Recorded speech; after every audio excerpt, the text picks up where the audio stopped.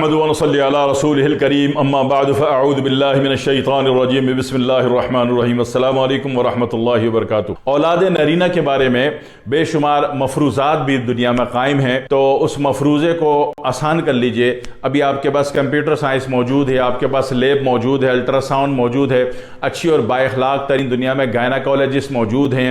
ये गायनाकोलॉजिस्ट और सोनोलॉजिस्ट जो होती हैं बड़ी अच्छी बाइखलाक होती हैं, बहुत हमदर्द होती हैं, बहुत खैर ख्वाह होती हैं और औरतों से मैंने देखा बहुत इखलाक से, बहुत अपनाइयत से पेश आती हैं। ठीक है ना, तो इन जैसी मखलूक मौजूद है, तो फिर अब आपको परेशान होने की ज़रूरत नहीं है। औलाद नरीना में समझ लीजिए कि सबसे बड़ी जो रुकावट है लड़का पैदा होने में, इलाज है। इलाज बहुत सारे लोगों के पास है, सब देते हैं, मैं भी देता हूँ, SL2 के नाम से देता हूँ और अल्लाह का शुक्र, अल्लाह 100% लड़का देता है। लेकिन कुछ हालात ऐसे हैं कि वजूहात पता कर लें, ताकि आपको खुद भी तो कुछ थोड़ी सी एजुकेशन होनी चाहिए ना कि औलाद नरीना नहीं होती तो होता क्या है। औलाद नरीना में कोई अजीब अजीब मफरूज़े कायम कर देते हैं कि तुम्हारे ऊपर बंदिश है, जादू है, फलाना ढिमाका।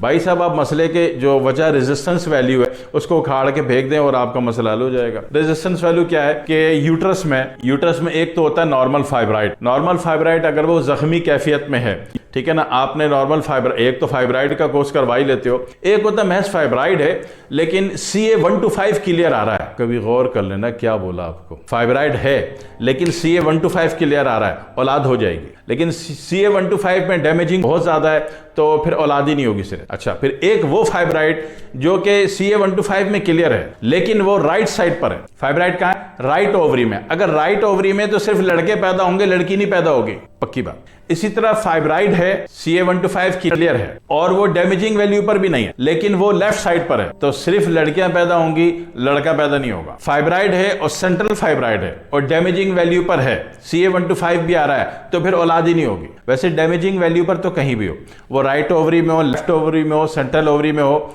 जनाब अली अगर डैमेजिंग वैल्यू में है तो उससे औलाद तो वैसे भी नहीं होगी। और नॉन डैमेजिंग वैल्यू में यानी कि CA 1 to 5 रिपोर्ट क्लियर आ रही है और फाइब्राइड है, तो फिर ये होगा कि अगर राइट है तो लड़की नहीं पैदा होगी, लेफ्ट है तो लड़का नहीं पैदा होगा, और सेंटर में तो फिर कुछ भी नहीं होगा। हालांकि वो अगर सेंटर वाला फाइब्राइड है और वो नॉन इन्फेक्शन वैल्यू पर है यानी CA 1 to 5 क्लियर आ रहा है, वो नहीं आ रहा, तो फिर उसमें कुछ भी नहीं होगा। हालांकि वो डीएक्टिव है और एक्टिव है, CA 1 to 5 आ रहा है, तो कहीं भी औलाद नहीं होगी।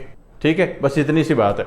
अगर आप ये समझते हैं तो आपकी जिंदगी बहुत अच्छी हो सकती है। 90% मसला ये कि जनाब अली लड़का ना पैदा होने की एक वजह यह भी होती है कि जब आप सोते हैं तो आप लेफ्ट करवट सोते हैं। लेफ्ट करवट सोने के कारण क्या होता है कि आपका जो सारा भी टॉक्सिनेटिक डिपॉजिट होता है वो लेफ्ट साइड पर आ जाता है और लेफ्ट साइड पे लेफ्ट ओवरी है। लेफ्ट ओवरी में जो कुछ जन्म पाता है वो लड़का होता है। दूसरे लफ्जों में समझिए, ये तो आपको ओवरी, फाइब्राइड और जनाब अली CA 1 to 5 की मैनेजमेंट एक समझाई, जो टेक्निकल है, जो इलाज मुआलजा करते हैं, मामले को समझते हैं। और आजकल माशाल्लाह से कौम भी बड़ी बाशऊर हो गई है, कौम खुद भी अपनी रिपोर्ट को पढ़ना सीख गई है।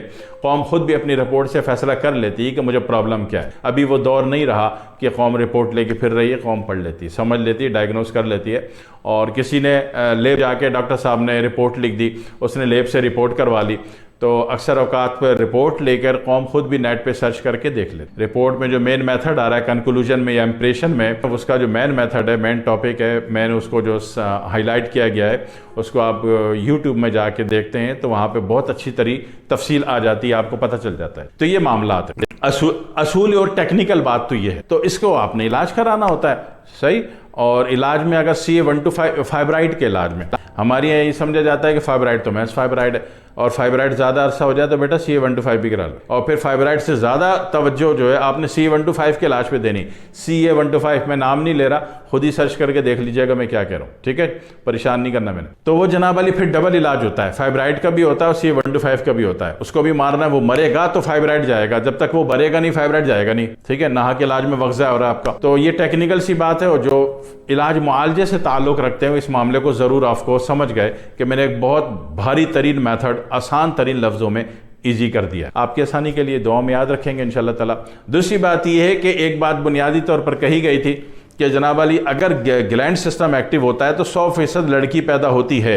अगर मस्कुलर यूनिट एक्टिव होता है तो लड़का पैदा होता है, ठीक है। और अगर ये असाबी यूनिट एक्टिव हो जाता है तो फिर अगर लड़की है तो उसमें मर्दाना सिफात भी होंगी और लड़का है तो उसमें जिनाना सिफात भी होंगी। और ये पूरे का पूरा असाबी 1 और 6 असाबी उजलाती और गुद्दी असाबी गुद्दी दोनों कंपाउंड करके अगर यहां से पानी फेंक दिया और ये चीज एक्टिव थी, औलाद हो गई, तो फिर वो खुसरा होती है। क्लियर हो गई?